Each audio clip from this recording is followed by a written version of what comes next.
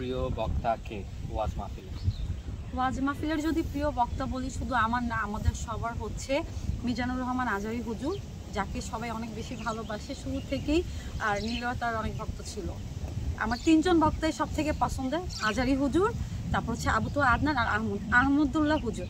আমি নাম উচ্চারণ করতে ভুল হলে প্লিজ আমাকে ক্ষমার দৃষ্টিতে দেখবেন। তারা অনেক সম্মানী যিনি মানুষ, মানে খুব ভালো।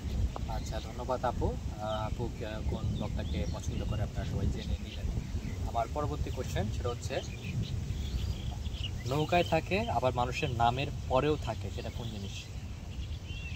নৌকায় থাকে, মানুষের নামের পরেও থাকে।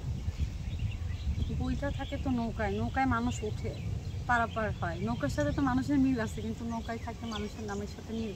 আলকাতরা, নৌকায় আলকাতরা থাকে, মানুষ অনেক সময় কালো হয়, মানে কালো মানুষ। আর কেউ কষ্ট নেবেন না, অনেক সময় হচ্ছে নৌকায় যেটা কালো আলকাতরা থাকে সেটার সাথে অনেক সময় আমাদের ফেসের সাথে কালো ম্যাচ করে ফেলে, যেমন এটা আমার হাতটা কালো দেখা যাচ্ছে।